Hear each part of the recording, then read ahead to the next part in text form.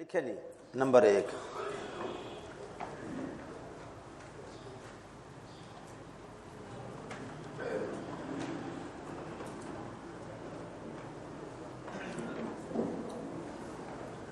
کسی قوم میں نبی بھیجنے کی ضرورت اس لیے ہوتی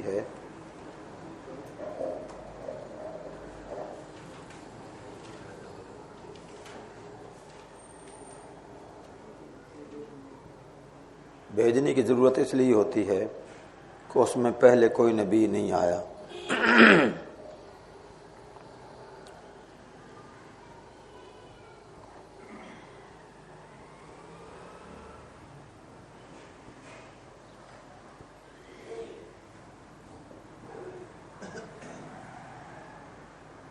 دوسرا، پہلے نبی کی تعلیم بھلا دی گئی،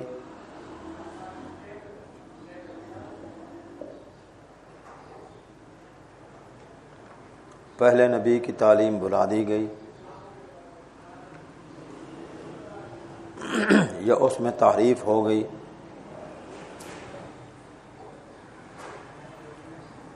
جس کی وجہ سے اس نبی کی اتباع ممکن نہیں ہے۔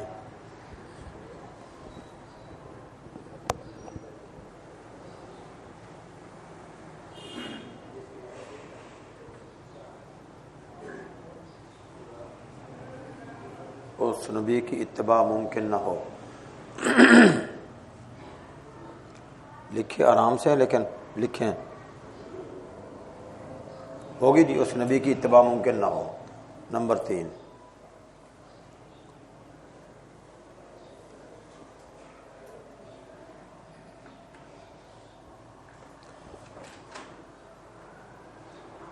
پہلے نبی کے ذریعے لوگوں کو مکمل تعلیم و ہدایت نہ ملی،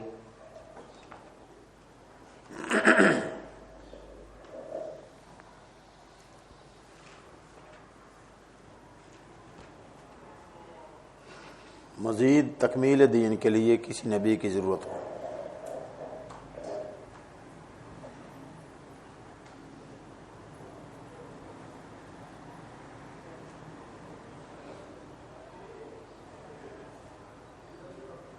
ایک نبی کے ساتھ دوسرے، مزید تکمیل دین کے لیے کسی نبی کی ضرورت ہو گیا جی۔ نمبر 4، ایک نبی کے ساتھ دوسرے نبی کی بطور معاون ضرورت ہو۔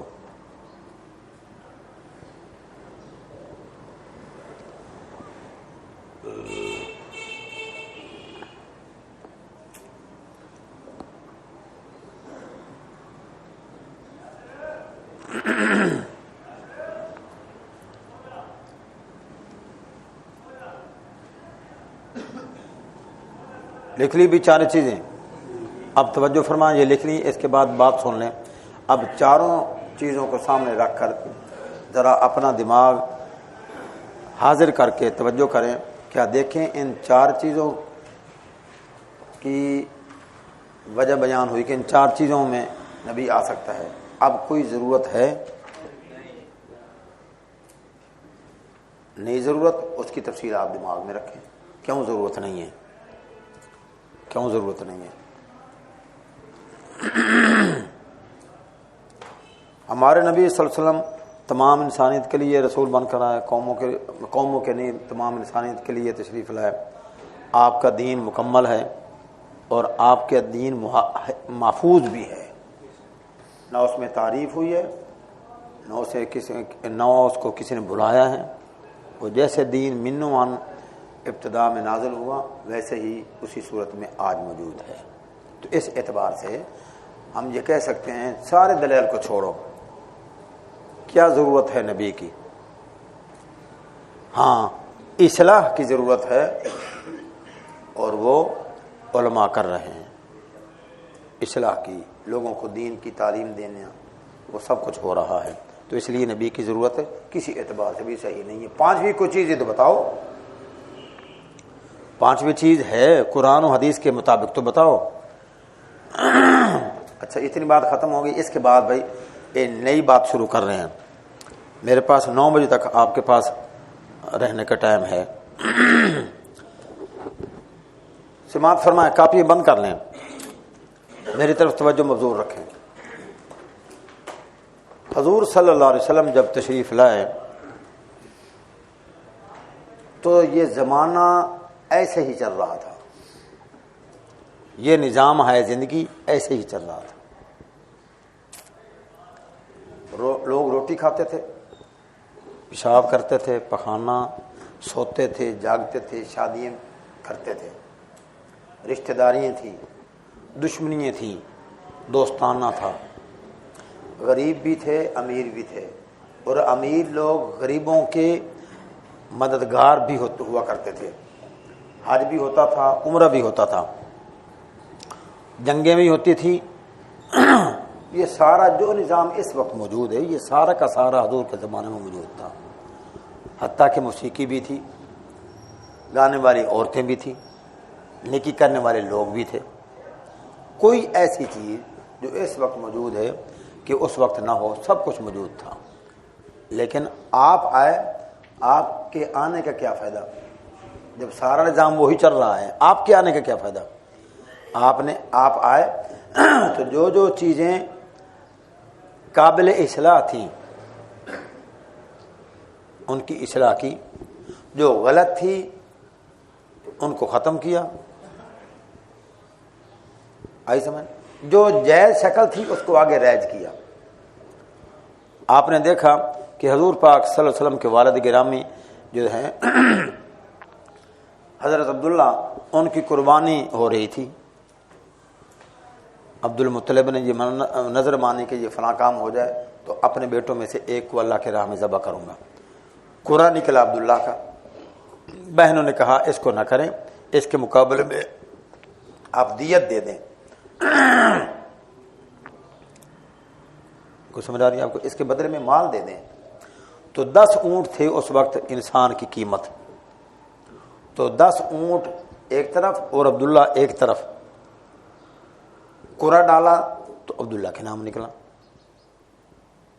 پھر 10 اور بڑھائے، پھر قرآن ڈالا، پھر بھی عبداللہ کا نام نکلا، مال کا نام، پھر 30، 40، 50، 60، 70، 80، 90 اور 100 جب اونٹ اکٹھے کر کے پھر قرآن ڈالا تو پھر مال کی طرف قرآن گیا۔ گویا کہ انسان کی قیمت یا انسان کی دیت، یوں سمجھو جو بھی لفظ تعبیر کر لو، کہ وہ 100 اونٹ قرار پائے۔ اس سے لے کر حضور صلی اللہ علیہ وسلم کی آمد تک اور حضور پاک کی صلی اللہ علیہ وسلم کی شریعت میں بھی وہی 100 اونٹ ہی قرار پایا، وہی بہار رکھا۔ عیسائی جو تھے ان سے متعلق یہ بات آئی ہے، مجھے بھول رہی یہ بات ہے، ایسے ہی الٹ ہو گئی وہ بات کہ وہ کھانے سے پہلے ہاتھ دھوتے تھے۔ آپ بھی کھانے سے پہلے ہاتھ دھوتے ہیں کہ نہیں؟ حضور نے فرمایا کہ کھانے کے بعد بھی ہاتھ دھو، تو اس میں تکمیل کی صورت ہوگی کہ یہ عمل مکمل نہیں ہے، اس کی مکمل شکل یہ ہے کہ پہلے بھی ہاتھ دھو لو، بعد میں بھی ہاتھ دھو لو، یا اس کا الٹ ہے کہ وہ عیسائی بعد میں دھوتے تھے، پہلے نہیں دھوتے تھے، تو حضور نے فرمایا پہلے دھو لو۔ مجھے یہ ترتیب بھول رہی ہے، لیکن ہے ایسے ہی کہ پہلے دھوتے تھے عیسائی، بعد میں نہیں دھوتے تھے، تو حضور نے فرمایا کہ بعد میں بھی ہاتھ دھو لو۔ مشرکین مکہ بیت اللہ کا طواف کرتے تھے ننگے ہو کر، تالیاں پیٹتے تھے، سیٹیاں بجاتے تھے، تو حضور صلی اللہ علیہ وسلم نے یہ تالیاں پیٹنا، سیٹیاں بجانا اس کو ختم کر دیا، ننگے ہو کر طواف کرنے کو منع کر دیا، لیکن طواف کو بحال رکھا۔ سمجھ آ رہی ہے آپ کو بات؟ حضور کے زمانے میں حضور جب تشریف لائے تو لوگوں کی ملاقات کے جو الفاظ تھے وہ تھے حیاک اللہ، حیاک اللہ، اچھی دعا ہے، اس کا کیا معنی بھائی؟ اللہ آپ کو زندگی عطا فرمائے، حیاک اللہ، بالکل صحیح دعا ہے، لیکن حضور تشریف لائے تو آپ نے فرمایا کہ اس سے بہتر دعا مانگو، اور وہ ہے السلام علیکم۔ علماء فرماتے ہیں حیاک اللہ کہ آپ کو اللہ زندگی عطا فرمائے، اس میں مشکلات بھی ہیں، زندگی عطا فرمائے، زندگی اور عطا فرمائے، اس میں مشکلات ہیں، پریشانیاں ہیں، دکھ ہے، تکلیف ہے، تو اللہ پاک کے پیغمبر نے جو اسلام کے السلام علیکم کے لفظ کہے، اس میں ایک لمحہ زندگی ہو سلامتی والی ہو تو وہ زیادہ بہتر ہے۔ تو اس لیے حضور نے یہ ترتیب تبدیل کر دی۔ حضور کے زمانے میں شادیوں کے مختلف رنگ تھے، سنا ہے کہ 12 رنگوں کی شادیاں تھیں، بہن بہن کے ساتھ بھی ایک خاوند کے عقد میں آ جایا کرتی تھی، ہاں جی، اس قسم کی اور بھی شادیاں تھیں، متع تھا، یہ شادی کا طریقہ بھی تھا جو ہمارے ہاں رائج ہے۔ تو حضور پاک صلی اللہ علیہ وسلم نے ساری شادیوں کے طریقے ختم کر دیے اور یہ طریقہ بحال رکھا۔ تو کیا عرض کر رہا ہوں بھائی کہ حضور آئے تو جو زمانے میں باتیں چل رہی تھی، زندگی کے معاملات چل رہے تھے، کوئی غلط تھے تو اس کو ختم کر دیا کہ یہ حرام ہے، صحیح تھی لیکن تکمیل نہ تھی تو اس کو تکمیل کر دی، یا اس کی اصلاح کر دی، یا کوئی چیز نئی رائج کر دی۔ 10 محرم کا روزہ یہودی رکھتے تھے، حضور نے فرمایا تم بھی رکھو لیکن اس کے ساتھ دوسرا روزہ ساتھ ملا لو۔ ایسے ہی عقائد لوگ بتوں کی پوجا کرتے تھے، اللہ کے پیغمبر تشریف لائے تو بتوں کی پوجا حرام ہو گئی، شرک کرا دیا گیا۔ اور ایسے ہی یہودی جو تھے وہ سیدنا عزیر علیہ السلام کو اللہ کا بیٹا جانتے تھے، تو ہمارے پیغمبر تشریف لایا تو انہوں نے فرمایا وقالت الیہود عزیر من اللہ، ارشاد فرمایا، اور آگے فرمایا ذالک قولہم بافواہہم، یہ ان کی منہ کی بات ہے، حقیقت کا اس کے ساتھ کوئی تعلق نہیں ہے۔ کیا مطلب؟ اس عقیدے کو، یہودیوں کے عقیدے کو ختم کر دیا کہ اس کا کوئی تعلق نہیں ہے اسلام کے ساتھ، کے دین کے ساتھ۔ ایسے ہی عیسائیوں کے کئی عقیدے معروف تھے، ان میں ایک عقیدہ تھا تثلیث کا، ایک عقیدہ تثلیث کا، دوسرا عقیدہ تھا ابن اللہ کا، تیسرا عقیدہ تھا کفارے کا، اور چوتھا عقیدہ تھا عیسیٰ علیہ السلام کے آسمان پر اٹھانے کا۔ آپ تشریف لائیں، آپ نے ان کے ایک ایک عقیدے کا رد فرمایا، ارشاد فرمایا لقد کفر الذین قالوا ان اللہ ثالث ثلاثہ، یہ تثلیث کا عقیدہ یہ کفر ہے۔ پھر آپ نے ارشاد فرمایا لقد کفر الذین قالوا ان اللہ هو المسیح ابن مریم، مسیح ابن مریم جو ہے اس کو اللہ کے ابن کہنا، بیٹا کہنا، یہ بھی کفر ہے۔ تو تثلیث بھی کفر قرار دیا گیا، اور ابن اللہ ہونا عیسیٰ علیہ السلام کا اس کو بھی کفر قرار دیا گیا۔ اور کفارے کا عقیدہ تھا تو اللہ پاک نے ارشاد فرمایا وَلَا تَزِرُ وَازِرَةٌ وِزْرَ أُخْرَى، وَلَا تَزِرُ وَازِرَةٌ وِزْرَ أُخْرَى، کہ کوئی کسی کا وزن نہیں اٹھا سکے گا، یہ ہے کفارہ۔ ان کا خیال ہے کہ عیسیٰ علیہ السلام جو ہیں وہ سولی پر لٹ گئے اور اپنی ساری امت جو عیسائیت ہے اس کے گناہوں کا کفارہ بن گئے، گویا ہم کچھ کریں یا نہ کریں ہم جنت میں ہی ہم نے جانا ہے۔ کیوں؟ عیسیٰ علیہ السلام ہمارے لیے کفارہ دے گئے، وہ سولی پر لٹ کر ساری امت کو بخشوا گئے۔ اب امت عیسیٰ کے ساتھ کھڑی ہو، عیسیٰ کا نام لیتی ہو، عیسیٰ کی قوم اپنے آپ کو کہلواتی ہو، وہ جنت میں جائیں گے۔ لیکن اللہ پاک نے اس کا رد فرمایا اور ارشاد فرمایا وَلَا تَزِرُ وَازِرَةٌ وِزْرَ أُخْرَى۔ اس لیے یہودیوں کا یہ عقیدہ تھا کہ ہم نے عیسیٰ علیہ السلام کو قتل کر دیا، تو اللہ پاک نے ان کا رد فرمایا، ارشاد فرمایا وَمَا قَتَلُوهُ۔ اور اس کے بعد یہ سنیے کہ یہودیوں کا یہ طریقہ تھا کہ آدمی کو قتل کرتے، یعنی قتل کرنے کے بعد اس کو عبرت کے لیے سولی پر لٹکا دیتے۔ قتل تو ہو گیا ہے، قتل تو لوگوں کو عبرت دینے کے لیے قتل شدہ لاش کو سولی پر لٹکا دیتے تھے، ٹھیک ہے۔ اور اللہ پاک نے فرمایا وما صلبوہ، انہوں نے سولی پر بھی لٹکایا ہے، ایک بات۔ دوسری بات یہ ہے کہ قتل نہیں کیا لیکن کسی کو پھانسی پر لٹکا دو، سولی پر لٹکا دو۔ دونوں باتیں سولی پر لٹکانے کی علماء نے لکھی ہیں۔ ایک تو یہ کہ جیسے تلوار کے ساتھ آدمی قتل کیا جاتا ہے، گولی کے ساتھ آج کے دور میں قتل کیا جاتا ہے، ایسے سولی پر لٹکا دینا، پھانسی پر لٹکا دینا، یہ بھی قتل کی ایک شکل ہے۔ تو اللہ پاک نے دونوں باتوں کا رد فرمایا کہ نہ انہوں نے قتل کیا تلوار کے ساتھ، یا نہ انہوں نے دوسری قتل کی شکل بنائی کہ وہ سولی پر لٹکائے گئے ہوں، یا یہ کہ قتل کرنے کے بعد انہوں نے سولی پر لٹکانا تھا وہ بھی نہیں لٹکایا، تو اس کا رد ہو گیا دونوں جگہوں پر، نہ قتل کیا نہ سولی پر لٹکایا، ایک بات۔ دوسری یہ کہ یہ عیسائی جو ہیں، عیسائیوں میں ابتدائی طور پر یہ عقیدہ نہ تھا سولی کا، لیکن بعد میں ایک بہت بڑا مذہبی رہنما پیدا ہوا جن کو عیسائیوں نے اپنا مذہبی رہنما مانا، اس نے آ کر یہ عقیدہ گاڑا۔ علماء لکھتے ہیں ایسے ہی حضور پاک کے آنے سے پہلے کی بات ہے کہ انہوں نے یہودیوں سے کچھ لے کر ان کی حمایت میں یہ سولی کا عقیدہ جو ہے وہ گڑا اور لوگوں نے اس کو مان لیا۔ کوئی آئی سمجھ؟ ایسے ہی عیسائیوں کا عقیدہ بھی اب ٹھہرا کہ حضرت عیسیٰ علیہ السلام سولی پر لٹکا گئے. تو اس اعتبار سے وما صلبوہ میں یہودیوں کا بھی رد ہے اور عیسائیوں کا بھی رد ہے. لیکن عیسائیوں کا یہ عقیدہ تھا کہ سولی پر لٹکے فوت ہو گئے, فوت ہونے کے بعد قبر میں دفن ہوئے, دفن ہونے کے بعد پھر اللہ پاک نے ان کو زندگی عطا فرمائی اور ان کو اللہ پاک نے آسمانوں پر اٹھا لیا, ہے نہیں. تو پہلے کا رد تو کر دیا وما صلبوہ کے ساتھ کہ یہودیوں کا بھی رد, عیسائیوں کا بھی رد کہ نہ وہ مرے, نہ قتل ہوئے, نہ سولی پر لٹکائے گئے. لیکن جو دوسرا عقیدہ تھا عیسائیوں کا کیا آسمان پر اٹھایا جانا, اس کی تائید یوں فرما دی بل رفعہ اللہ الیہ, بل رفعہ اللہ الیہ. تو اس اعتبار سے رد بھی کیا اور ان کے عقیدوں کی حفاظت پھر کی. کون سا عقیدہ؟ رفع اللہ کا رد بھی کیا. کوئی سمجھ آئی یہ بات؟ تو اس پس منظر میں یہ ساری بات آپ کے سمجھ میں آ سکتی ہے کہ حضور تشریف لائیں تو جو غلط باتیں تھیں ان کو ختم کیا, جو صحیح باتیں تھیں مشرکین کی صحیح بات تھی اس کو بھی رائج رکھا اپنی شریعت میں, یہودیوں کی بات صحیح تھی اس کو بھی رائج رکھا, اور عیسائیوں کی جو بات صحیح تھی اس کو بھی اپنے دین میں رائج رکھا. جب وہ ہمارے دین میں ہمارے پیغمبر نے اس کو چلایا تو وہ جیسے عیسائیوں کا عقیدے کے مطابق وہ عمل تھا خیر کا, ایسے ہمارے دین میں بھی عمل خیر ہو گیا. آئی سمجھ؟ جیسے قبرستان میں دفن کرتے تھے مردے یہودی بھی اور عیسائی بھی, اور ہم بھی قبر میں دفن کرتے ہیں.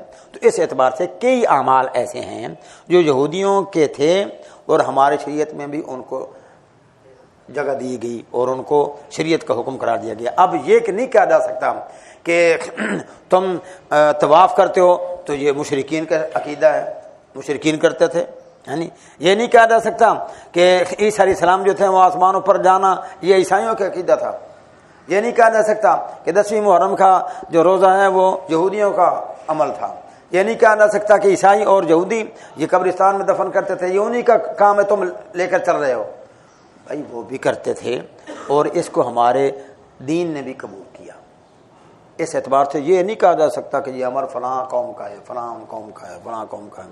تو اس اعتبار سے پیاز کھانا بنی اسرائیل کا وتیرہ تھا, دالیں مانگنا یا کھانا انہی کے وتیرہ تھا, اور ہم پیاز کے بغیر ہمارا سالن بھی نہیں بنتا, دالیں بھی ہم کھاتے ہیں.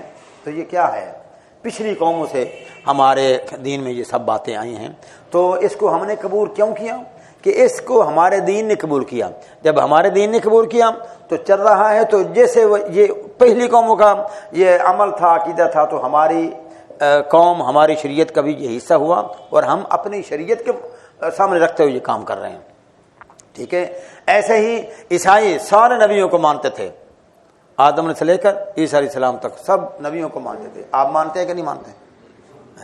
یہ عیسائیوں کا عمل ہے, ہم بھی مانتے ہیں. یہودی موسیٰ علیہ السلام سے پہلے سارے نبیوں کو مانتے ہیں, تو آپ بھی مانتے ہیں. تو اس اعتبار سے یہ یہودیوں کا عقیدہ ہے کہ موسیٰ علیہ السلام سے پہلے جتنے نبی ہیں وہ حق ہیں, تو ہم بھی مانتے ہیں حق ہے. یہ یہودیوں کا عمل ہے تو ہمیں چھوڑ دینا چاہیے؟ نہیں, وہ جو عقیدہ یہودیوں کا تھا وہی ہم اپنا رہے ہیں. جو عیسائیوں کا عقیدہ تھا عیسیٰ علیہ السلام تک سب نبیوں کو ماننا, ہم بھی مان رہے ہیں. تو اس اعتبار سے کبھی آپ کے سامنے جو کوئی بات کر دے کہ یہ تو عیسائیوں سے ہو کر آپ کے پاس آئی ہے بات, تو آپ اس کو کیوں لے کر چل رہے ہیں؟ تو ہم اس کے کیا جواب دیں گے کہ بہت سے امور ایسے ہیں جو پچھلی شریعتوں کے تھے اور ہماری شریعت میں بھی وہی معمول بھی رہے.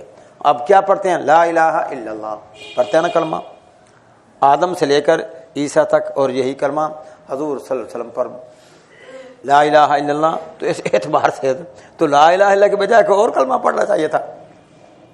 سمجھ لے آپ کو بات. اور ایک بات اور عرض کر دوں, کبھی ہم مرزائیوں سے کہتے ہیں کہ تم اپنا کلمہ الگ نبی ہے تو اپنا الگ کلمہ بیان کرو, بتاؤ. تو وہ کہتے ہیں کہ کلمہ کسی نبی کو بھی نہیں ملا, حضور کو نبی کلمہ ملا ہے. تو جب ہمارا اگر کلمہ نہیں ہے تو تم اعتراض کرتے ہو, تو آدم سے عیسیٰ تک نبیوں کو کوئی کلمہ نہیں ملا, تو ان کا کلمہ جب نہیں ہے تو تم ہم پر اعتراض کیوں کرتے ہو؟ ان کو تو تم سچا مانتے ہو.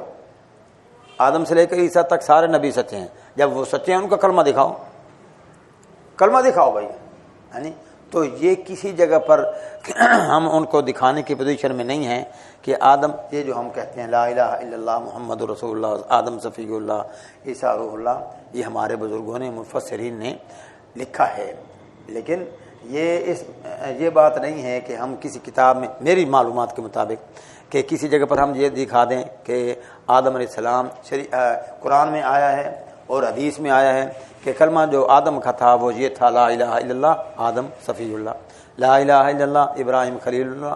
تو یہ ہم قرآن میں اور حدیث میں دکھانے کی پوزیشن میں نہیں ہیں.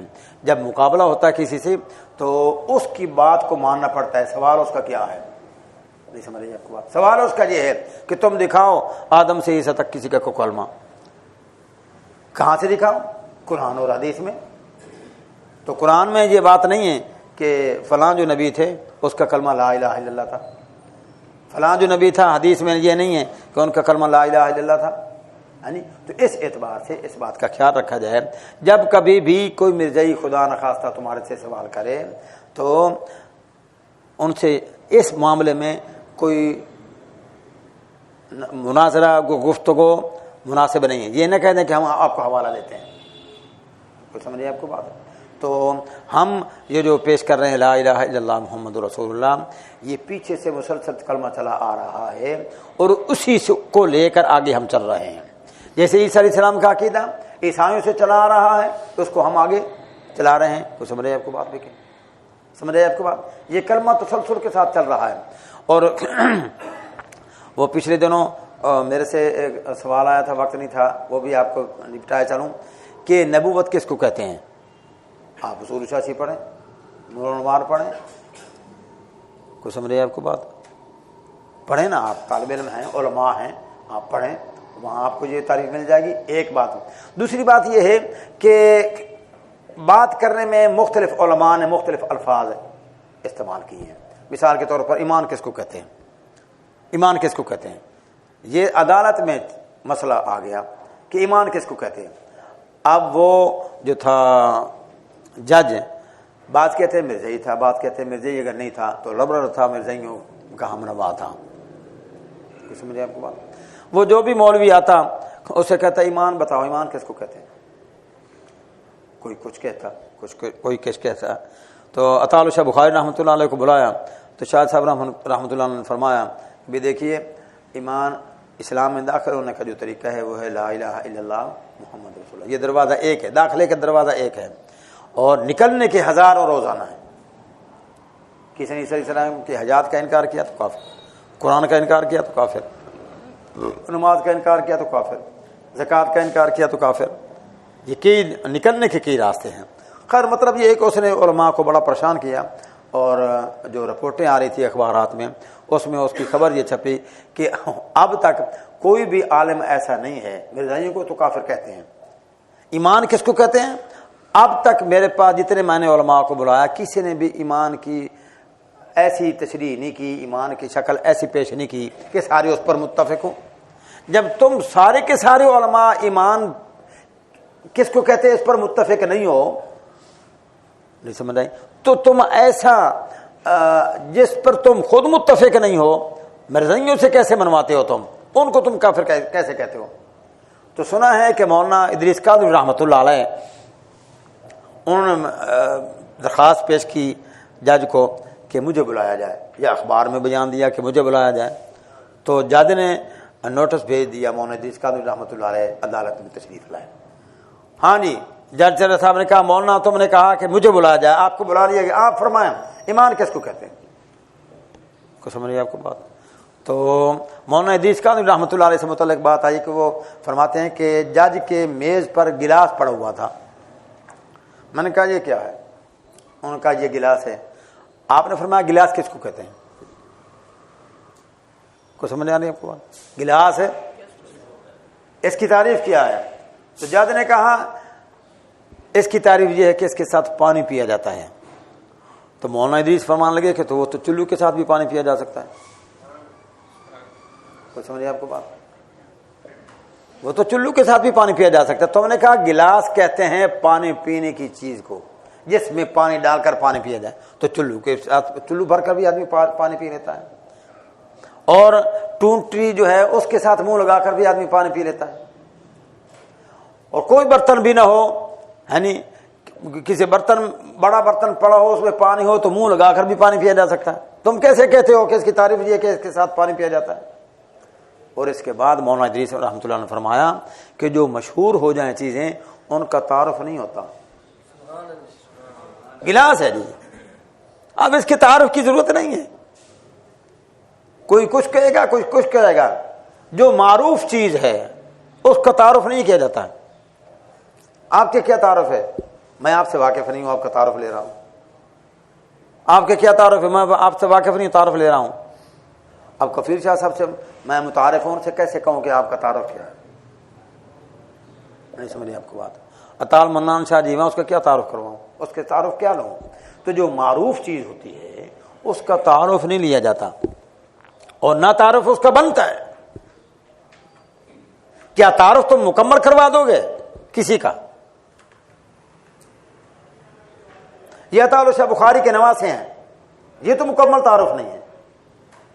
اس کے ددیال کیا ہے، ننیال کیا ہے، اس کی تعلیم کیا ہے، کتنا پڑھے ہیں، کہاں رہتے ہیں، یہ تو پھر بڑھتا چلا جائے گا تعارف. تو مشہور چیز کی تعارف کی ضرورت نہیں ہوتی. تو مولانا ادریس رحمۃ اللہ نے فرمایا کہ ایمان کی جتنی تعریفیں یہاں علماء نے بیان کی ہیں وہ سب اس کی تعریفیں ہیں. جس تم نے کہا کہ یہ پانی پینے کی چیز گلاس ہے، تو پانی تو کئی طریقوں سے پیا جا سکتا ہے. یعنی ایسے ہی انہوں نے فرمایا کہ ایمان کی جتنی تعریفیں وہ ساری کی ساری ایمان کی تعریفیں ہیں، لیکن کسی نے اس کی شکل یوں بنائی، کسی نے کچھ بنائی، کسی نے کچھ بنائی، بات ایک ہی ہے. تو ایسے ہی اس بات کا خیال رکھا جائے. بعض باتوں میں ہم پریشان ہوتے ہیں، مرزائیوں کے ساتھ گفتگو کرنے کے بعد پریشان نہیں ہوتے، مطلب پتہ نہیں ہوتا کہ اب کیا کرنا ہے. جب بھی مرزائیوں کے ساتھ گفتگو کی جائے، اگر وہ سوال کریں کہ نبی اور رسول میں کیا فرق ہے، یا نبی کس کو کہتے ہیں، رسول کس کو کہتے ہیں، اس بات پر ان کے ساتھ کبھی مناظرہ نہ کرنا. یہ اصطلاح ہے علماء کی، یہ اصطلاح ہے. نبی کس کو کہتے ہیں اور رسول کس کو کہتے ہیں، یہ اصطلاح ہے. علماء نے بات کو عام آدمی کو سمجھانے کے لیے یہ بات فرمایا ہے. لیکن مناظرے میں اس بات کو پیش کرنا، وہ جان کر ہم تو بھائی کوئی تیاری میں نہیں ہیں، محسوس نہ فرمانا. ہم 8 سال رفع دین کے مسائل یاد کرتے ہیں اور رفع دین پر دلائل لیتے ہیں، دیتے ہیں آمین بالجار پر، لیکن جب دورہ حدیث کرنے کے بعد کسی غیر مقلد سے گفتگو کرنے کا موقع مل جائے تو ہمارے پاس کچھ بھی نہیں ہوتا. حالانکہ 8 سال ہم نے یہی پڑھا. تو ایسے ہی مرزیت ہے، یہ رد رفض ہے، ان کے معاملات کو اساتذہ سے پڑھنا چاہیے، جوابی کارروائی سیکھنی چاہیے، اپنا ماحول سمجھنا چاہیے کہ ہم کیا ہیں، ہم کیا ہیں، ہمارا مخالف کیا ہے، اور ہم اس کے دلائل کیا دیتے ہیں، وہ اس کے توڑ میں کیا دیتے ہیں، پھر اس کا توڑ کیا کرنا چاہیے. تو جب کبھی آپ کے ساتھ کبھی معاملہ ہو جائے تو نبی اور رسول پر ان کے ساتھ کوئی معاملہ نہ کرنا گفتگو کا. نہیں سمجھ آئی؟ اب دیکھیں، وَاذْكُرْ فِي الْكِتَابِ ابراہیم، ابراہیم علیہ السلام کا تذکرہ ہے نا. پھر آگے ہے وَاذْكُرْ فِي الْكِتَابِ اسماعیل. اب اس کے بعد کیا ہے؟ وَاذْكُرْ فِي الْكِتَابِ اسماعیل کے بعد کیا ہے؟ نہیں، اس کے بعد آیت کیا ہے؟ وَاذْكُرْ فِي الْكِتَابِ اسماعیل إِنَّهُ كَانَ صِدِّيقًا نَبِيًّا. نہیں، وہ تو ادریس کے ساتھ ہے بھائی. وَكَانَ رَسُولًا نَبِيًّا، یہ رسول النبیہ جو ہے، رسول کہا گیا سیدنا اسماعیل علیہ السلام کو، حالانکہ وہ ہماری اصطلاح کے مطابق وہ رسول نہ تھے. ہماری اصطلاح کے مطابق جو ہمارے بزرگوں نے اصطلاح وضع کی ہے اس کے مطابق وہ رسول نہ تھے، وہ ابراہیم علیہ السلام کے متبع تھے. ابراہیم علیہ السلام کی شریعت کے احکامات کے متبع تھے، ان پر نئی شریعت نہیں آئی. نہیں سمجھے آپ کو بات؟ نئی شریعت ان پر نہیں آئی، لیکن قرآن نے ان کو رسول النبی کہا ہے، رسول بھی کہا ہے اور نبی بھی کہا ہے. تو اس اعتبار سے کبھی آپ کا معاملہ ہو جائے کسی مرضی کے ساتھ گفتگو کا، اور وہ ایسے اٹھتے سوال کرتے ہیں کہ بعض دفعہ ہمارا مطالعہ نہیں ہوتا، ہم ان کو لے لیتے ہیں، ٹھیک ہے، درخواست دی جاتی ہے نا ہائی کورٹ میں، تو پھر ایک لمبا عرصہ کے بعد وہ ہماری درخواست کو قبول کرتے ہیں کہ یہ اس قابل ہے کہ اس کو لیا جائے اور اس کو سنا جائے. وہ سمجھ رہے ہیں آپ کو بات؟ ایمان کے جواب میں اس وقت کے علماء نے وہ حدیث جبریل کا جواب دیا. میں اور آپ ہوتے تو ہم ان کو کہتے. اگر دیکھیں، میں تو آپ کو ایسے چلتی ہوئی بات آپ کو پیش کر رہا ہوں. اگر وہی بات آپ سامنے رکھیں اپنے تو پھر یہ کیا آپ نے بنایا ہوا ہے آمنت باللہ و ملائکتہ و کتبہ و رسلہ و جبریل, آگے کیا ہے, و کتبہ و رسلہ والیوم الآخر والقدر خیرہ و شرہ من اللہ تعالی والبعث بعد الموت. یہ تمہارے نماز حنفی کے ابتدا میں ایمان مفصل کر لکھا ہوا ہے. تو اگر وہی کافی ہے تو یہ الفاظ جو ترتیب دیے گئے ہیں یہ کیا ہیں؟ یہ بات نہیں, میں وہی بات عرض کر رہا ہوں کہ علماء نے کسی نے کوئی بات کی, کسی نے کوئی بات کی, کسی نے کوئی بات کی, کسی نے کوئی بات کی, وہی تو میں عرض کر رہا ہوں آپ سے. تو وہ بات ہوئی ہوگی بھی یقیناً, تفسیر کے ساتھ ہمارے پاس بھی نہیں آئی. جو بات علماء سے ہم نے سنی وہ آپ کی خدمت میں پیش کر دیا ہے. تو عطا اللہ شاہ بخاری چونکہ سرکردہ آدمی تھے, ان کی بات کو محفوظ کر کے بیان کیا گیا کہ انہوں نے یہ کہا. اور چلو یہ بھی آپ کو سنا دیتا ہوں کہ جب شاہ صاحب رحمۃ اللہ علیہ تشریف لائے, مختلف دنوں کی تاریخیں تھیں, تو شاہ صاحب رحمۃ اللہ علیہ تشریف لائے تو جسٹس منیر نے کہا کہ یہ بھی میرے پاس کتابیں پڑھی ہیں, مرزائیوں نے دیوبندیوں نے بریلویوں کو کافر کہا ہے اور بریلویوں نے دیوبندیوں کو کافر کہا ہے, تم دونوں نے مل کر شیعوں کو کافر کہا ہے, شیعہ تم سب کو کافر کہتے ہیں, تم سارے مل کر مقلدین کو کہتے ہو کہ یہ فلاں ہے, غیر مقلدین کو. تو یہ بھی فیصلہ آج ہی ہو جانا چاہیے اس کے ساتھ ہی. تو شاہ صاحب رحمۃ اللہ نے فرمایا کہ اس کا فیصلہ, اس کا جواب میرے بعد میں آنے والے مولوی صاحب دیں گے. اس کا جواب کون دے گا؟ میرے بعد آنے والے جواب اس کا دیں گے. بعد میں تھے ابو الحسنات رحمۃ اللہ علیہ, بڑے عالم تھے بریلویوں کے, انہوں نے آنا تھا, مطلب وہی بلائے جانے تھے. چلو چلے گئے. اب شاہ صاحب نے تو اس کا کوئی جواب نہ دیا, اور باتیں ہوئیں اس پر. آپ نے فرمایا کہ جو میرے بعد میں آنے والا آدمی وہ اس کا جواب دے گا. مطلب یہ کہ یہی سوال یہ کرے گا, میں کوئی بات کر دوں, آنے والا کوئی بات کر دے. پہلے یہ بات چل رہی تھی. تو سید ابو الحسنات رحمۃ اللہ علیہ تشریف لائے تو اس نے یہی بات کی کہ تم ذرا بتاؤ کہ یہ سارے فیصلے آج ہی نہ کر دیے جائیں. مرزائیوں کا کافر اقلیت ہونے کی یہ بات چل رہی ہے, ان کو بھی کافر, ساتھ ساتھ یہ بھی نپٹا دیا جائے, بعد میں یہ نیا مسئلہ نہ بن جائے. کون سا نیا مسئلہ کہ تم پھر ان کو کافر قرار دینے کے بعد دیوبندی شروع ہو جائیں کہ بریلویوں کو بھی کافر قرار دیا جائے, شیعوں کو کافر قرار دیا جائے. یہ بھی فیصلہ آج ہی ساتھ ہی کر دیتے ہیں. تو ابو الحسنات جب تشریف لائے ان سے یہی سوال کیا گیا. تو ابو الحسنات رحمۃ اللہ نے بڑی خوبصورت بات فرمائی, ارشاد فرمایا یہ کتابوں میں جتنے فیصلے لکھے ہوئے ہیں کافر ہیں دیوبندی بریلوی, یہ سارے ہمارے ذاتی معاملات ہیں, اس کا دین کے ساتھ کوئی تعلق نہیں ہے, اور مرزائیت کے کفر کا تعلق دین کے ساتھ ہے. یہ ہماری ذاتی آپس کی بات ہے. میں کسی کو برا کروں, جو میں آپ سے بے ایمان ہے, تو بڑا بے ایمان ہے, تو وہ کلمہ پڑھ رہا ہے, نمازیں پڑھ رہا ہے, حج کر کے آیا ہے, یعنی داڑھی رکھی ہوئی ہے, مطلب یہ ہے کہ وہ ایمان, ہم بڑے بے ایمان ہو, تو بڑے منافق ہو. تو یہ ذاتی معاملات ہیں, ہم ایک دوسرے کو برا بھلا کہہ دیتے ہیں. انہوں نے فرمایا یہ ذاتی باتیں ہیں, ان کا شریعت کے ساتھ کوئی تعلق نہیں ہے, اور مرزائی کے کفر کا مسئلہ اس کا تعلق شریعت کے ساتھ ہے. سمجھ رہے ہیں آپ کو بات. پھر اس کے بعد آئے مظفر شمسی رحمۃ اللہ علیہ, شیعہ تھے. ان سے اس نے جج نے پوچھا کہ تم بتاؤ اگر آج سنیوں کا کہاں مانا جائے اور یہاں وہ قانون نافذ کر دیا جائے جو سنیوں کا ہے, تو شیعہ تم کیا کرو گے؟ شیعہ حضرات کو سمجھ رہے ہیں آپ کو بات, سوال ہے کہ نہیں؟ تو وہ لوگ بڑے منجھے ہوئے تھے. حیرانگی کی بات ہے, مظہر علی اظہر یہ شیعہ تھے, اور تحریک مدح صحابہ لکھنؤ میں مجلس حرار نے چلائی, اس کی قیادت مظہر علی اظہر کو سونپی. نہیں سمجھ رہے آپ کو بات؟ نہیں سمجھ رہے آپ کو بات؟ سمجھ نہیں آ رہی ہے؟ وہ پنجابی چاہ دین کہ پتیاں دا ڈھیر لاتے تو خربوزے نوں آکھو راکھی کرے, اس تو ہاتھ بڑا ہڑپ کر جانی آپ ہی. وہ خود شیعہ ہے, اس نے وہاں تحریک مدح صحابہ اس کے سپرد کی گئی, سرپرستی اس نے کی, اور وہاں یہ قانون پاس کروا کے وہ واپس آئے کہ صحابہ پر زبان تان کرنا, دراز کرنا یہ قابل جرم ہوگا. اور کون قیادت کر رہا ہے؟ شیعہ. تو بعض حضرات ان لوگوں کی مثال پیش کرتے ہیں کہ مجلس حرار نے بھی شیعوں کو ساتھ رکھا. تو وہی مجلس حرار میں جو شیعہ تھے وہ تو یہ بھی کرتے تھے, شیعہ تھے, جا کر قانون پاس کروا کے آئے تحریک کے ساتھ کہ قانون نافذ کرو, بناؤ, قانون بنائے حکومت کہ صحابہ کے خلاف زبان تان دراز کرنا یہ قانون جرم ہوگی. اندہ پاس ہو گیا. اس کی تاریخ مدی صحابہ کے ساتھ کتابوں میں آپ کو ملے گی بات. تو مظل یزر، یہ مظل مظفر علی شمسی تھے. یہ جب آئے جج کے پاس تو جج نے کہا تم ذرا بتاؤ کہ اگر سنیوں کی حکومت آ جائے تو تم کیا کرو گے؟ مظفر علی شمسی نے کہا ہم وہی کچھ کریں گے جو ابو بکر عمر عثمان کے دور میں مولا علی نے کیا. یہ فرمایا نا، لائے نا ایسا آدمی. اور ایک بات میں آپ سے عرض کروں، اب بھی کچھ لوگ ایسے موجود ہیں. نہیں سمجھ، ہماری یلغار ہوئی وہ سارے ایک ہو گئے، سارے مرنے اکٹھے ہو بھی.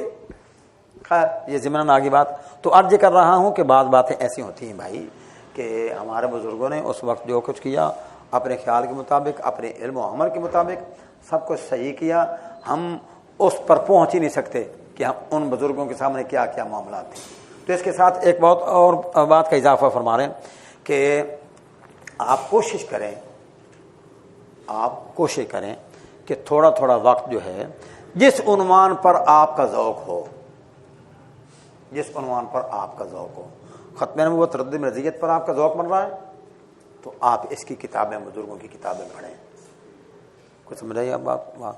ایسے ہی دوسرے یہ جو جتنے چل رہے ہیں فرقے اپنے مقابلے میں، ان کا مطالعہ رکھیں. کسی ایک کو ضرور ٹچ کریں آپ کہ ضرورت پڑ جائے تو آپ کسی پر تو بول سکیں، کسی بات پر تو بات کر سکیں.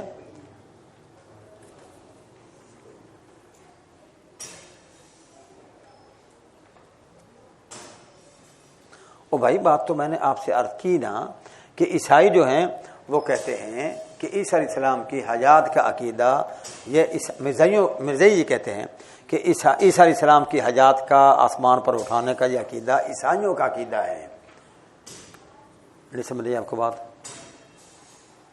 تو تم عیسائیوں کا عقیدہ تو ہم سے بنوانا چاہتے ہو.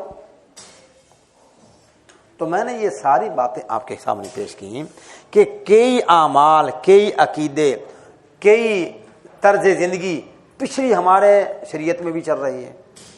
تو ایسے ہی قرآن اور حدیث میں ان کی تائید کرنے کا مطلب یہ نہیں ہے کہ بس ہم نے تائید کر دی، وہ ہم نے اپنا عقیدہ بنا لیا، شریعت کا حصہ بنا لیا.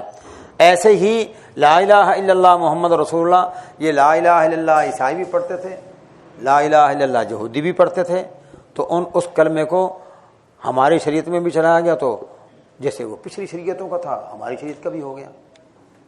نہیں سمجھے آپ کو بات؟ رسول اور پیغمبر کا وہ فرق. ہاں جی.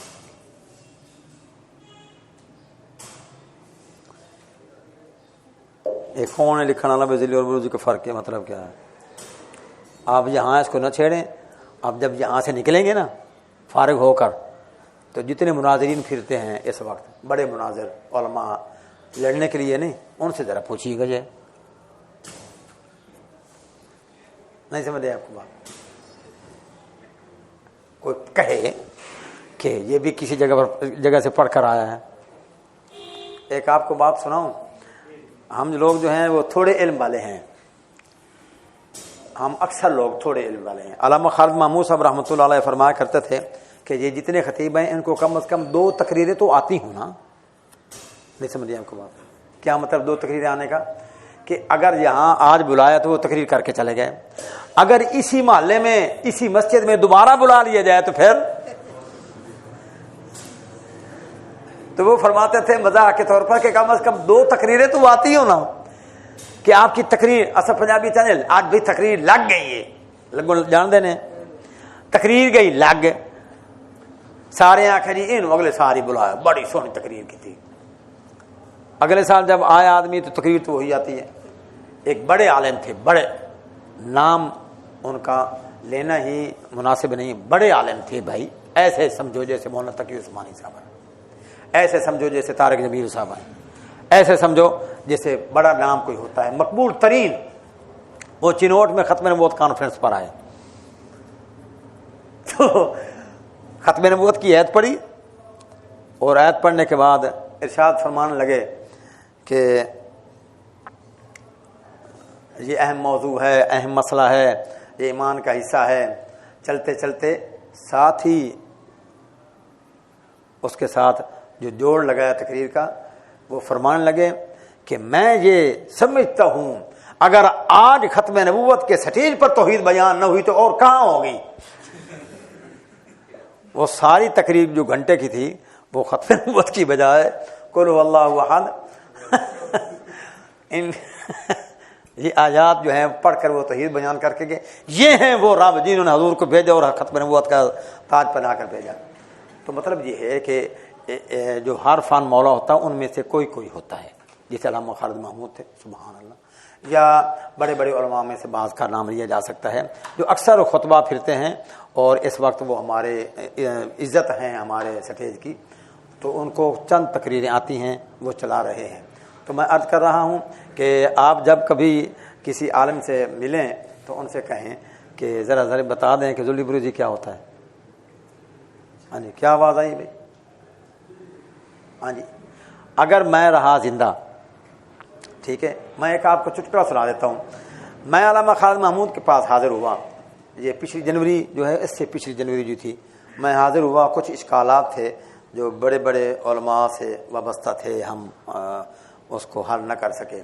مولانا منظور احمد صاحب چنوٹی رحمۃ اللہ علیہ، ان کا نام یہ جتنے ختم نبوت کے کام کرنے والے لوگ ہیں سب میں نمایاں ہیں۔ میرے وہ استاد نہ تھے، کہ میں ان کی تعریف کر رہا ہوں، لیکن یہ یقینی بات ہے ختم نبوت بہت بڑا کام کر رہی ہے۔ مجلس ساتھ بھی ساتھ ساتھ کچھ نہ کچھ، بھائی 14 منزلہ عمارت ہو پلازا، کبھی آپ نے دیکھا اس کے سامنے بھی کوئی ریڈی کھڑی ہوتی ہے؟ نہیں سمجھ رہی آپ کو بات؟ تو وہ 14 منزلہ 20 منزلہ پلازے والے یہ اس کو نہیں کہتے کہ بھائی تم ادھر چلے جاؤ، بھائی ہمارے سامنے یہ ہماری توہین ہوتی ہے، ہم اتنا بڑا پلازا کام کر رہے ہیں تم ہمارے سامنے کھڑے ہو جاؤ۔ تو ہم چھوٹے لوگ ہیں بھائی، ہمارا کام ہم یہ نہیں کہتے کہ کسی کے مقابلے کا ہے، لگے ہوئے ہیں، اللہ تعالیٰ قبول فرمائے۔ کوئی اکیلا لگا ہوا ہے تو اس کو بھی قبول فرمایا، جو اجتماعی اعتبار سے چلا ہوا تو وہ بھی قبول فرمایا۔ یہ پس منظر میں جانے کی کوئی ضرورت نہیں ہے۔ ختم نبوت کے بزرگوں کا پورے ملک میں نیٹ ورک بڑا مضبوط ہے، ہر اعتبار سے مبلغین ہیں، کتابیں ہیں، لٹریچر ہیں، ساری باتیں۔ لیکن یہ بھی آپ کے ذہن میں رہے کہ منظور احمد چنوٹی صاحب اکیلے مقابلے کی بات نہیں، وہ بہت بڑا کام کر گئے۔ کوئی سمجھ رہے ہیں آپ کو بات؟ تو میں عرض کر رہا ہوں کہ میں علامہ خالد محمود صاحب کے پاس حاضر ہوا، کئی مسائل تھے، ان میں ذلی بروزی کا مسئلہ بھی تھا۔ تو حضرت مولانا منظور احمد چنوٹی کے جو دست راست تھے، فوت ہو گئے مولانا مشتاق احمد صاحب، بڑا مطالعہ تھا ان کا۔ انہوں نے فرمایا میں نے مرزا غلام احمد قادیانی کی کتابوں کا ایک ایک حرف 14 مرتبہ پڑھ چکا ہوں، سارا سیٹ۔ جی فائدہ بھی کوئی نہیں، کیا کوئی ثواب ہوگا اس کا؟ مرزا کی قادیانی کی کتابوں کا مطالعہ کرنے کا ثواب ہے، لیکن وہ کہتے تھے کمی بیشی علماء میں کہ میں نے 14 مرتبہ سارا، اتنی کتابیں ہیں مرزا کی جو 23 کی جلدیں ہیں روحانی خزان کے نام سے۔ وہ فرماتے تھے کہ میں نے 14 مرتبہ اس کا مطالعہ کیا ہے۔ میں نے ان سے کہا کہ یہ کیا مسئلہ ہے، فلاں مسئلہ۔ انہوں نے فرمایا بھی دیکھیے مولانا بھائی آپ منظور چنوٹی کے ساتھ رہے ہیں، ان کے مناظرے بڑے مشہور ہیں مرزائیوں کے ساتھ، مبالغہ بھی ہوا، ساری باتیں وہ ساتھ رہے۔ یہ ختم نبوت کے لوگ اور مجلس حرار کے لوگ تو بعد میں وہاں پہنچے، ابھی 76-75 میں، وہ تو ہمیشہ سے وہاں 52 سے وہاں موجود ہیں۔ تو میں نے عرض کیا کہ اس کا کوئی جواب، اس کا کوئی حل؟ تو وہ فرمان لگے کہ منظور احمد صاحب چنوٹی نے علامہ خالد محمود سے بات کی تھی کہ اس کا جواب لکھا جائے، تو علامہ خالد محمود صاحب نے ہاں کر لی تھی، لیکن جواب نہ لکھا گیا۔ تو یہ جواب ان سے منسلک ہے، ہمارے ہاں تو حل نہ ہو سکا۔ تو پھر میں علامہ صاحب کی خدمت میں پیش ہوا، تو کفیل شاہ صاحب نے سفارش کی کہ وہ آئے گا، وہ وقت دینا۔ تو ان کی ایک بات آپ کو سناتا ہوں ذلی بروزی کے متعلق۔ یہ چلتی بات ہے، چلتی بات سمجھتے ہیں آپ؟ نہیں سمجھ آئی؟ یہ چلتی بات ہے، بس بات ہے ضرور۔ میں نے ان سے کہا اور بھی کئی سوال کیے، میں نے کہا یہ ذلی بروزی کیا ہوتی ہے؟ انہوں نے فرمایا کبھی آپ نے خیال کیا ہے بول و براز کیا ہوتا ہے؟ تو ہم سمجھ آ گئی بول و براد کہنے والے۔ میں نے کہا جی میں سمجھتا ہوں بول و براد، وہ کہاں سے نکلتا ہے؟ میں نے کہا جی اندر سے۔ کہتا ہے مرزا قادیانی بھی کہتا ہے کہ میں حضور کے اندر سے نکلا ہوا ہوں۔ بقایا تشریح طلب ہے یہ موضوع، اور یہ تشریح طلب ہے تو اس کو تھوڑا وقت چاہیے، یوں نہیں کہ آپ آ گئے ہیں تو آپ کو سارا کچھ بتا دوں کہ مرزائیت کیا ہوتی ہے۔ اگر میں رہا زندہ، آپ دعا کر دیں اللہ مجھے زندگی سلامتی ہونے، تو میں انشاءاللہ اتوار سوموار یہاں ہوں گا، اور اگر فیصلہ جماعت کا تو تبدیل ہو گیا تو پھر صحیح۔ آپ میں سے کوئی ساتھی مجھے خط لکھ کر پوچھ رہے یا انتظار کرے، ہمارے ایک مولانا رنجار خان کے، وہ گئے عمرے پر غالباً، وہاں ایک بڑے عالم ملے، ان سے کہا اور باتیں بھی کی، وہ فرماتے ہیں مجھے خوشی ہوئی اس پر کہ ایک بزرگ آدمی کی توجہ ہے، تو انہوں نے فرمایا مجھے کوئی حکم فرمایا کوئی، میں فلاں کام کرتا ہوں۔ انہوں نے کہا پاکستان میں چھپتا ہے رسالہ نقیب ختم نبوت کے نام کا، اور وہاں اس رسالے میں مولوی مغیرہ کے مضامین ہوتے ہیں، وہ پڑھا کرو۔ تو میں نے تو 1.5 ہوا نہیں لکھا، اس سے بھی زیادہ، تو میں عرض کر رہا ہوں کہ بعض باتیں ہم نے ان کے گھر میں بیٹھ کر، مرزائیوں کے گھر میں بیٹھ کر، صرف کتابوں سے نہیں، گھر میں بیٹھ کر کچھ بہرحال دماغ میں آئی ہیں باتیں، اب ڈھونڈنے کے لیے کوئی بندہ نہیں ہے کہ ان سے کوئی حل کروایا جائے، نہیں سمجھے آدمی۔ جو مناظرین ہیں یہ تو ہم سب کتابی باتیں ہیں، جو کوئی سوال پہلے آئے جواب آئے وہ ہم نے چھاپ دیے ہیں، اس پر ہم چل رہے ہیں۔ اب کوئی نیا سوال ہے تو ہم اس کو کیسے دور کرتے ہیں، تو سب بیڑے بے ایمانو وہ بیچاروں دم دی پا جاتی ہے۔ لیکن مسلمان آدمی اگر وہی سننے کے بعد سوال کر لے تو ہمارے لیے پریشانی کے سبب بنے گا۔ اس کی مثال آپ کو عرض کرتا ہوں، مولانا عبدالغفار صاحب پہنچ گئے ہیں، وہ تشریف لانے والے ہیں، تو ایک بات آپ سے عرض کرتا ہوں۔ ہم ایک جلسے میں تھے ایک بڑے عالم کے ساتھ میں،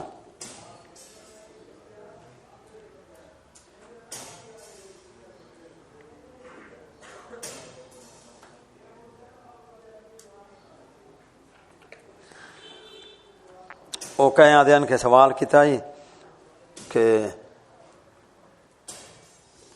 اے کیے، اس آخر میں تو یاد کوئی نہیں، تو اس سوال کرنے والے آپ ہی آخ دیتا اے سوال کیتا ہی، تو وہ مجھے جواب کوئی نہیں، اس آخر میں تو کئی یار آخر جائے تینوں عمدی ہوئی گل، وہ میرے کو کیوں پوچھنا ہے؟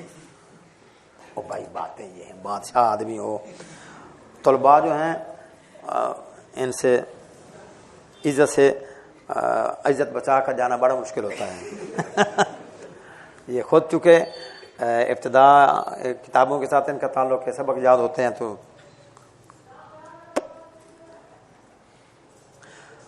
آپ نے کہا کہ وہ ہمارے ذاتی معاملہ ہیں جبکہ مرزائیت کا معاملہ شریعت کا ہے۔ سوال یہ ہے ایک دوسرے کو کافر کہنا تو اصول میں ہوا، بلکہ خود بھی کافر ہو جاتا ہے حدیث کی روح سے، تو خیال کرو نا آئندہ،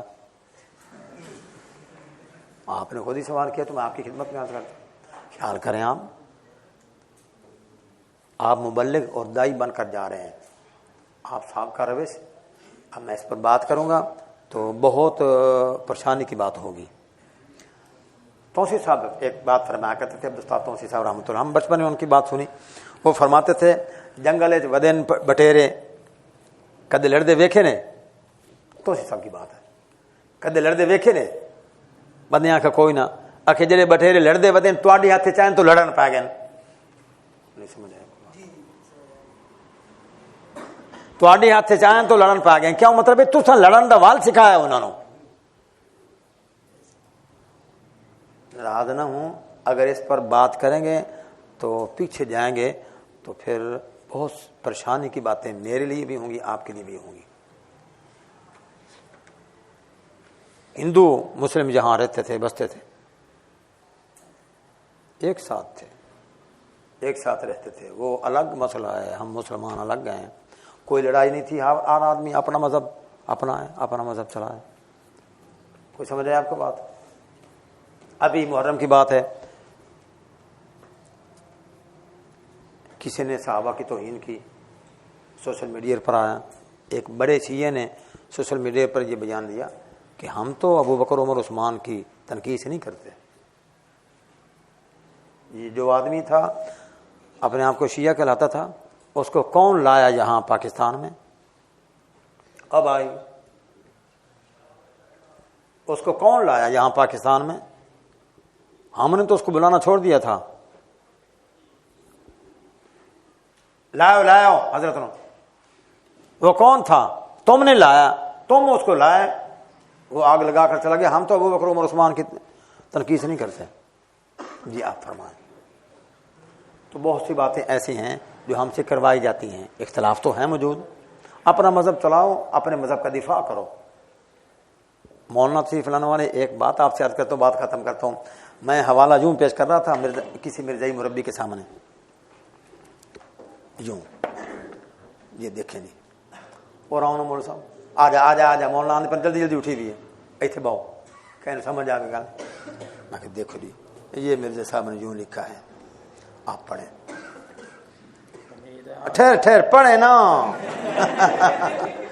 او میں او نال پڑھن پا جاوے, اور میں آکھاں اے دیکھو جی اے مرزا صاحب نے کی لکھا جی,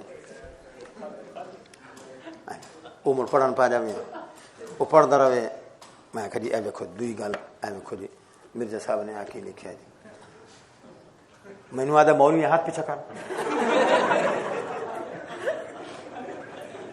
اور یہ اس کے لفظ ہیں, اے حوالہ ادو نہیں جاندہ پیا, ادو جاندہ پیا ہے. میں عرض کر رہا ہوں بھائی, میں عرض کر رہا ہوں قرآن مجید کی آیت آپ علماء حضرات نہیں پڑھتے. ادعو الی سبیل ربک بالحکمت والموعظۃ الحسنۃ, آگے کیا ہے؟ یہ وجادلہم کی بات ہو رہی ہے, ادعو الی سبیل کا وہ بات نہیں ہو رہی. وجادلہم, وجادلہم جھگڑے کی بات ہے, تو پھر وہ بھی کیا ہے؟ یہ ہم جس بات میں آ کر باتیں بھول جاتے ہیں. موقف مضبوط ہونا چاہیے, اس پر دلیل مضبوط ہونے چاہیے. جب ہمارے پاس موقف ہمارا مضبوط ہے, لیکن جو بیان کرنے والا ہے اس کی دماغ میں طاقتور نہیں ہے, دلیل وہ اس کے پاس موجود نہیں ہے, تو وہ پھر جنگ و جدال پر آ جاتا ہے. ہم اپنی بات کو سوچیں, دوسروں کو چھوڑیں. بھائی یہ بات بھی ہے, ہمیں اس بات کا خیال رکھنا چاہیے. بات کریں مخالف سے تو اچھے رنگ میں بات کریں, اپنی دلیل دیں, اپنی گفتگو کریں. یہ بزرگوں کی جتنی باتیں آپ سن رہے ہیں اس کو آپ مضبوط رکھیں, اس کو آگے جو آپ سپلائی کریں, آگے بیان کریں, تو اس کو اچھے رنگ میں پیش کریں. اس کی ایک ہی بات ہے, آخری بات عرض کرتا ہوں, اٹھتا ہوں, پھر مولانا تشریف نہ لے آئیں, کہ قرآن سے متعلق آپ کہتے ہیں کہ قرآن ایسی چیز ہے, لولا انزل ھذا القرآن علی جبل لرأیتہ خاشعا متصدعا من خشیۃ اللہ. میں نے عرض کیا تھا اتنی سخت اور جلال والی کتاب ہے کہ پہاڑ بھی اس کو برداشت نہیں کر سکیں گے. لیکن چھوٹا چھوٹا بچہ 7-8 سال کا قرآن مجید کا مکمل حافظ ہے, تجوید کے ساتھ حافظ ہے. کئی بچے کیا ہے اس میں محمد رسول اللہ کی زبان, آپ کی وجود کا جمال ساتھ مل گیا, تو اسی سخت چیز کو نرم کر دیا گیا. تو ایسے ہی بھائی آپ جتنی سخت بات ہے اس کو اچھے رنگ میں پیش کریں بھائی, اپنا حوصلہ بحال رکھیں. تو یہ باتیں بھی ہیں نا بھائی. لڑائی فساد بنتا اس وقت جب میں آپ کا خیال نہ رکھوں, آپ میرا خیال نہ رکھیں. میں آپ کو برا بھلا کہوں, آپ مجھے برا بھلا کہیں. اگر آپ کو کوئی برا بھلا کہے تو آپ کو کیا حکم ہے؟ وجادلہم باللتی ہی احسن. تو یہ وہ بول رہا ہے, آپ نہ بولیں تو چلے گا. وقت آئے گا چلتے چلتے رفتہ رفتہ چند لمحوں کے بعد کہ آپ کی ہی عزت بڑھے گی. تو یہ سب باتیں ہیں بھی اصول کے ساتھ. یہاں جان قربان کر دینے کے جو ہمارے دعوے ہیں ان کو تھوڑا سا نرم کر لینے چاہیے. اس پر خون ہمارا لگے گا, ہماری لاشوں پر سے گزر کر جائیں گے. ہماری لاشیں پھرتی ہیں, وہ سارا کام ہو رہا ہے. ہمارے اس وقت کی بات بیان کردہ وہ کس کھاتے میں گئی, کچھ سمجھیں آپ کو بات. تو اس بات کا خیال رکھیں, کہیں یہ تو نہیں ہے کہ آپ کے پیچھے کھڑا ہو کر کوئی آپ کو دھکا دے رہا ہے. یہ بھی ہوتی ہے بات, یہ بات بھی ہوتی ہے. اس بات کا خیال رکھنا چاہیے. میں بھی سبحانک اللہم وبحمدک اشہد ان لا الہ الا انت. اچھا بھی میرے خیال میں مولانا تشریف لانے والے ہیں. اجازت کیڑا ہاں وہ ابھی مولانا آ رہے ہیں, اتنے کسی لکھا رکا اور مفہوم گالت ہو گئی کہ اے جلے من صلی اللہ علیہ عند قبری سمیتہ من صلی اللہ علیہ نائن ابرکتہ. کڑی کتاب ہے.